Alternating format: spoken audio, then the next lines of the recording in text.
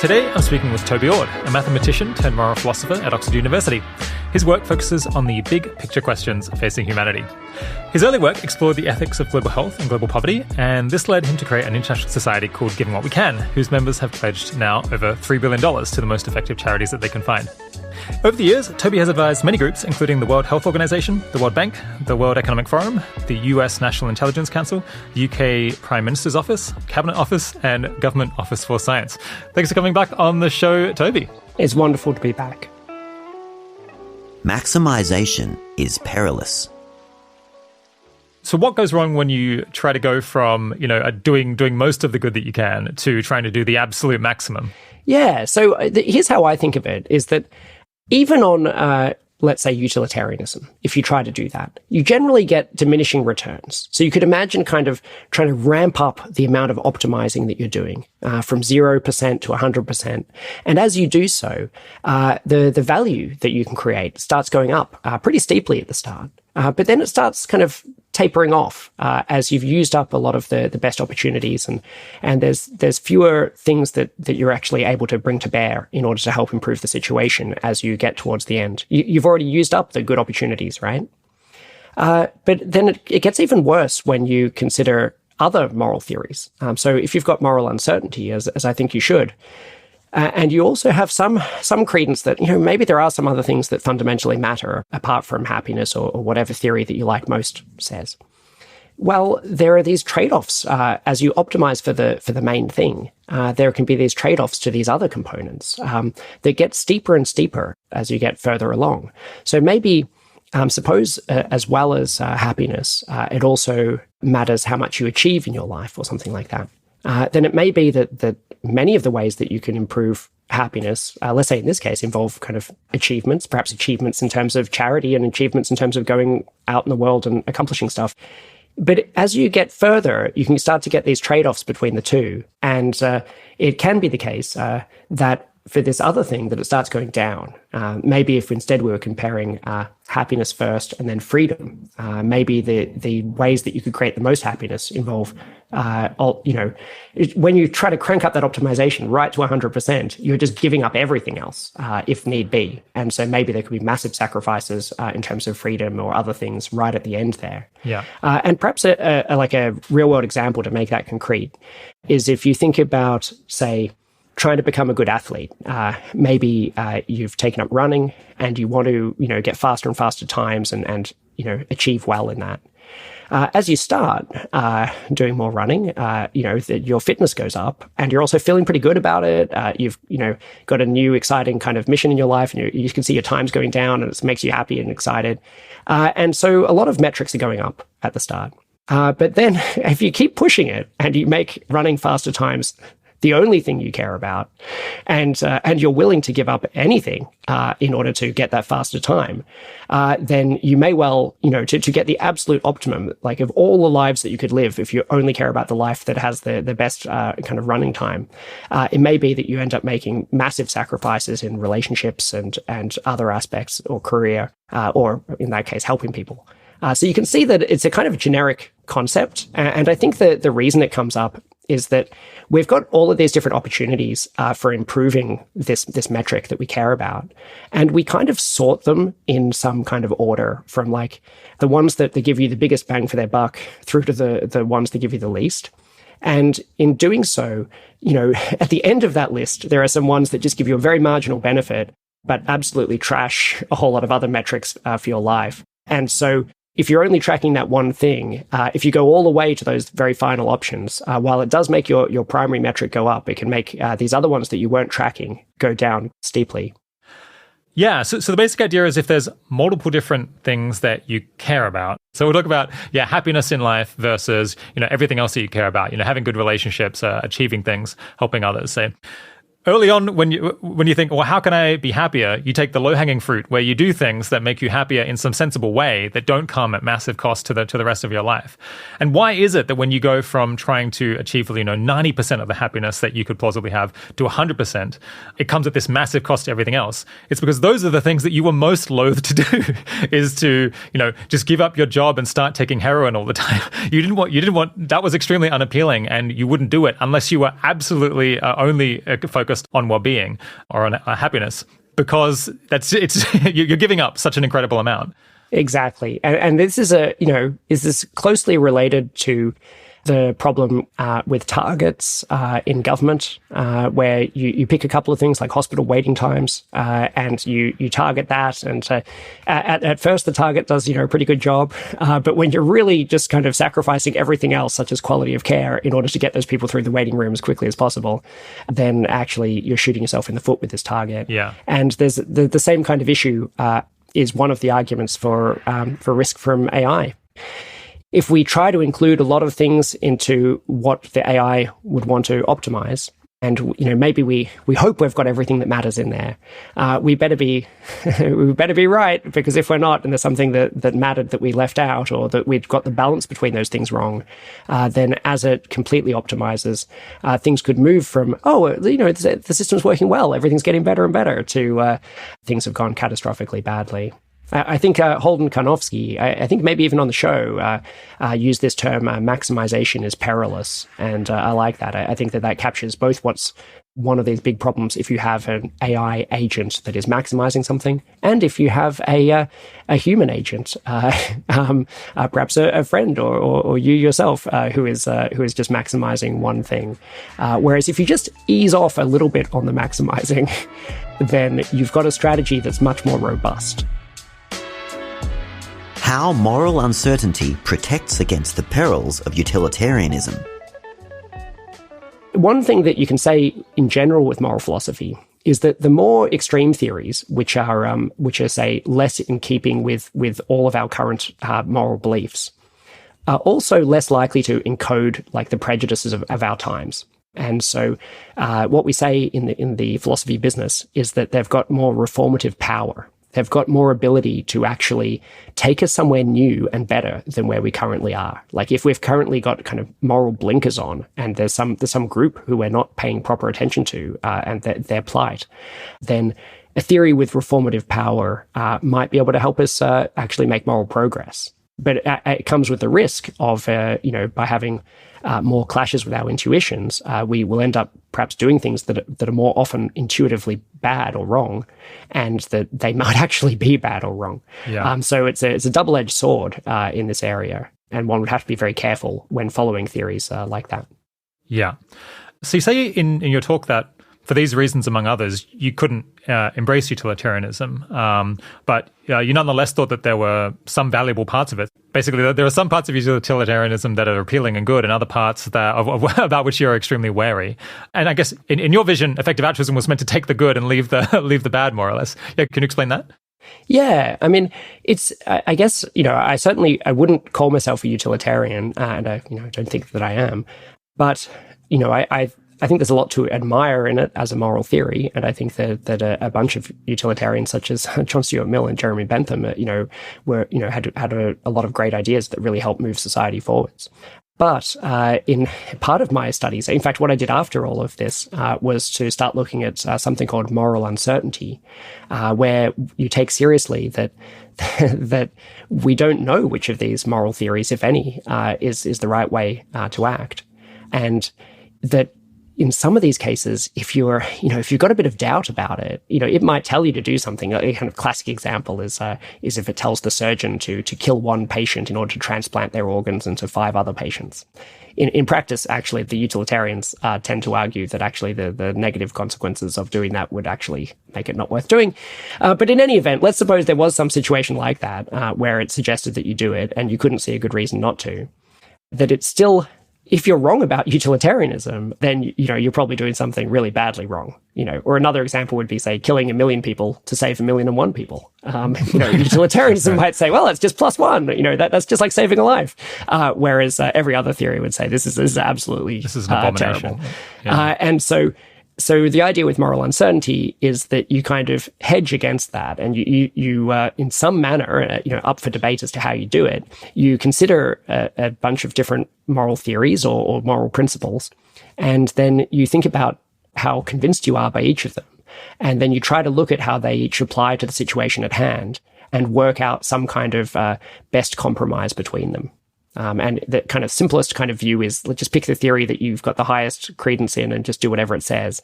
But most people who've thought about this don't endorse that, and they think you've got to do something more complicated where you have to, in some ways, mix them together in the case at hand. And so while I think that there is a lot going for utilitarianism, I think that on some of these most unintuitive cases, they're the cases where I trust at least. And they're also the cases where I think that, the other theories that I have some confidence in would say that it's going deeply wrong. And so I would actually just never be tempted in doing those things. Yeah. It's interesting, actually. Before I thought about moral uncertainty, I thought, oh, well, if I think that utilitarianism is a pretty good theory, even if I feel like I shouldn't do those things, my theory is telling me I have to, and something along those lines.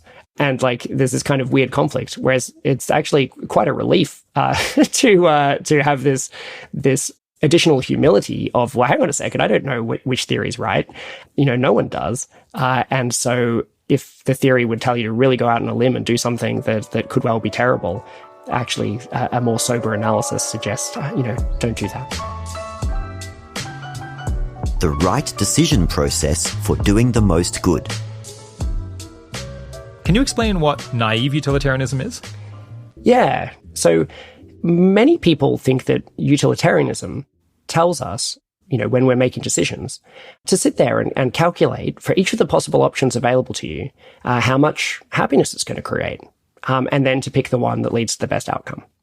Now, if you haven't encountered this before, you may think that that's exactly what I said earlier, that utilitarianism is.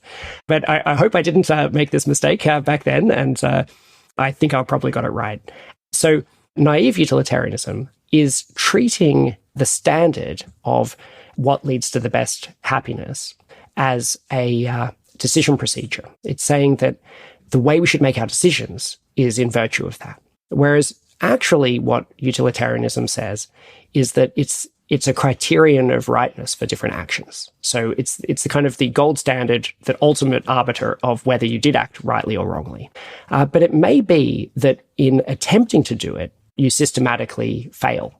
And this can be made clear. There's something called the paradox of hedonism, where even just in your own life, suppose you think that having more happiness makes your life go better. And so you're always trying to have more happiness. And so every day when you get up, you're like, oh, what would make me happy today? And then you think, which of these breakfast cereals would make me happiest?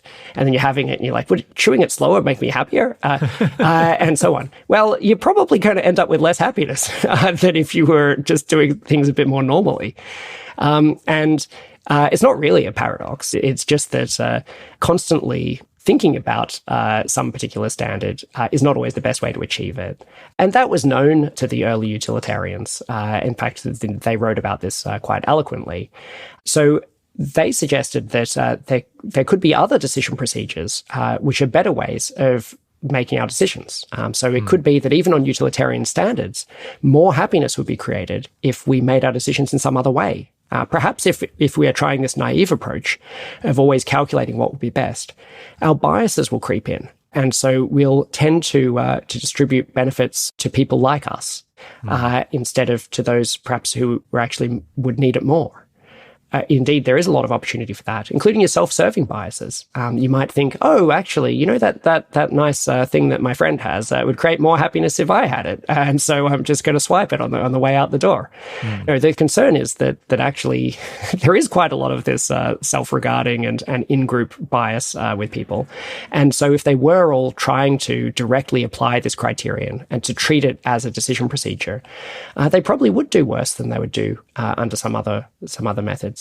And for a thoroughgoing utilitarian, well, the best decision procedure is whichever one it would be that would lead to the most happiness. If that turns out to be to make my decisions like a Kantian would, if that really would lead to more of what I value, then I guess, fine. I don't have a problem with it.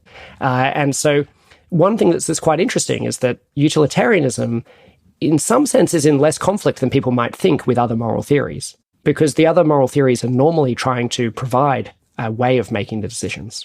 I see. Whereas utilitarianism is potentially open to agreeing with them about their way of making decisions, if that could be grounded in the idea that it produces more happiness. Moral trade. Suppose you're completely certain and you think only happiness matters. So you're not worried about the moral uncertainty case. You're not worried about this idea that other things might go down in that last 1% of optimization because you think this really is the only thing that matters.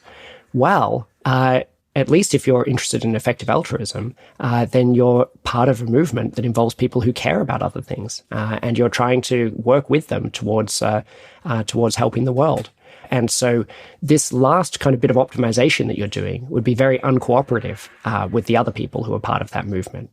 So this can be connected to a broader idea that I've written about called moral trade, where the idea there is just as people often exchange goods or services in order to make both of them better off. This is the idea that Adam Smith talked about.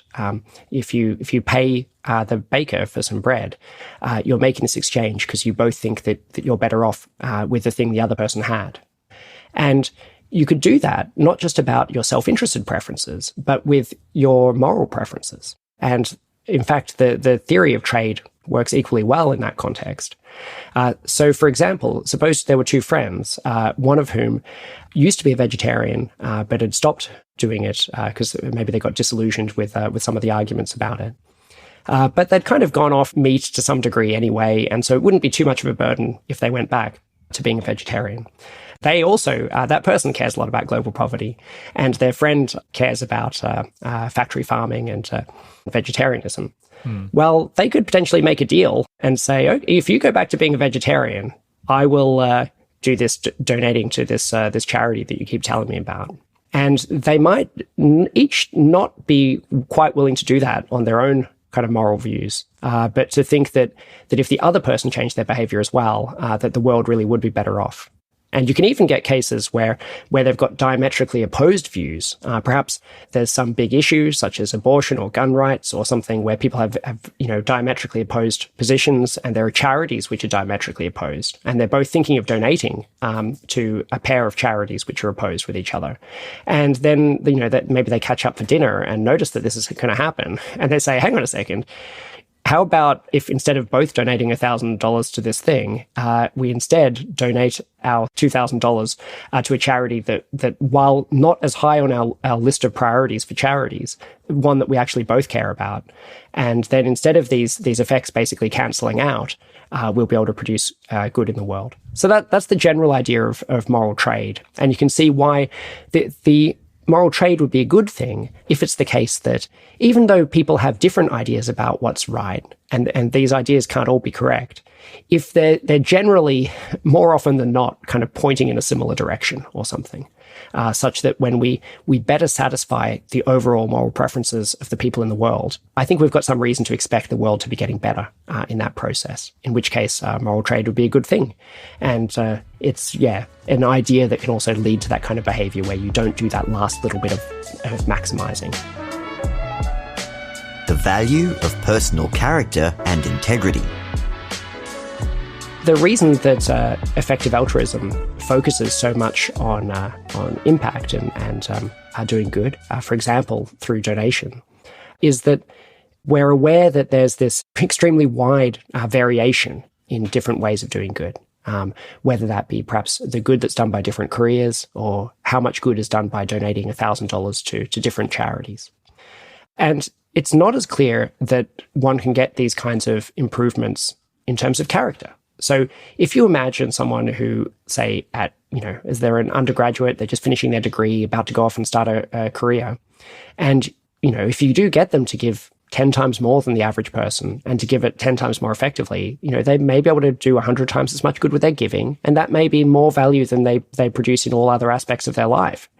But if you told them to be a really good character in their life, and that was the only advice, and you didn't change their career or anything else, it's not clear that you could get them to produce outcomes like that. It's not clear what having 100 times as much virtue looks like. No, Exactly, probably couldn't have 100 times as much virtue, and maybe you can have a bit more virtue, and then there's a question about how much goodness does the virtue create or something. But it doesn't seem like it comes from the same kind of distribution. It's unlikely that there's a version of me out there with some table calculating log normal distributions of virtue or something like that.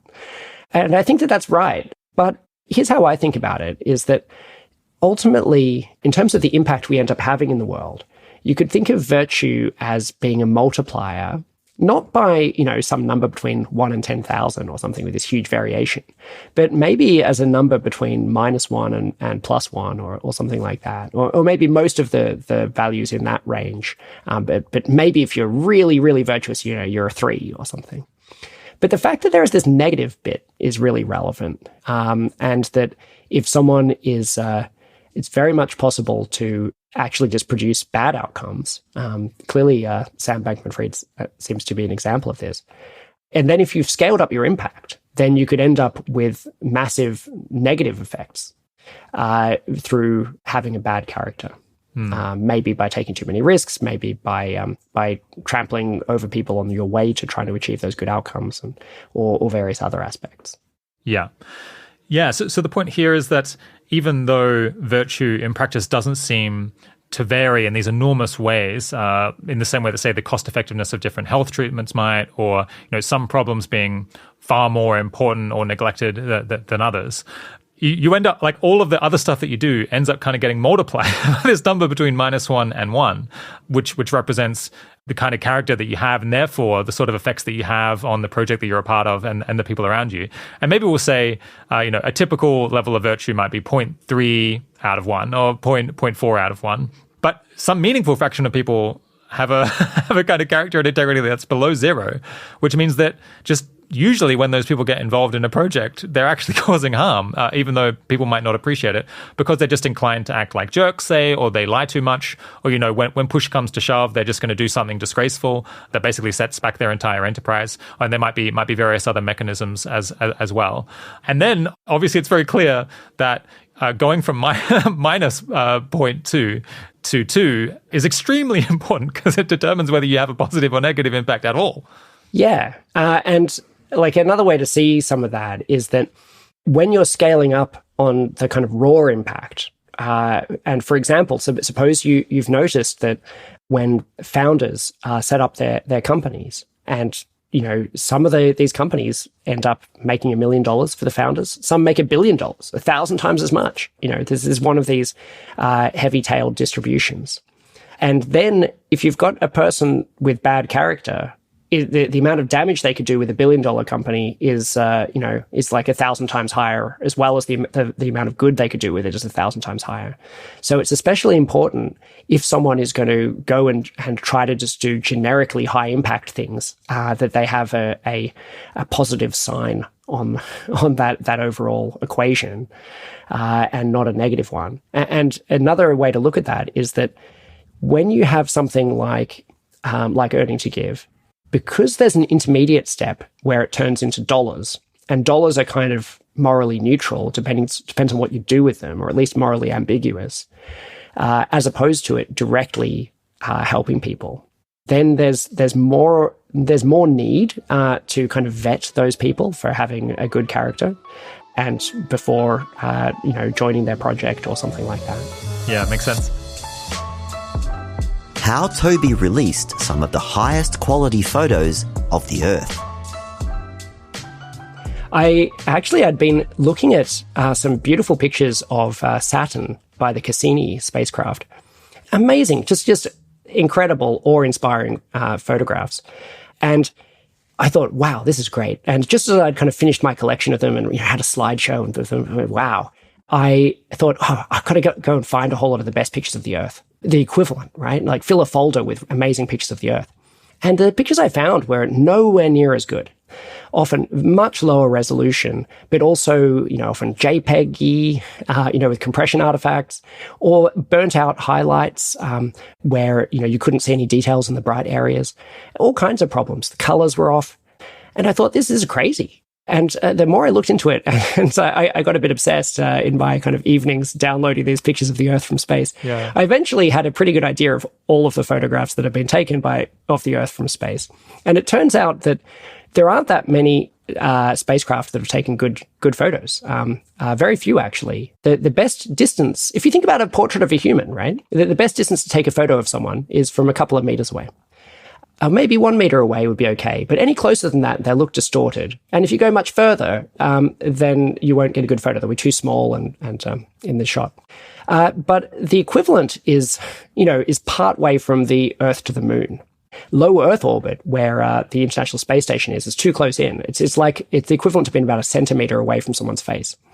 And the moon is a bit too far out, although you can get an okay photograph. And so it turned out that it was mainly the Apollo program, where they sent humans with extremely good cameras, with these Hasselblads, up into space, and they trained them in photography.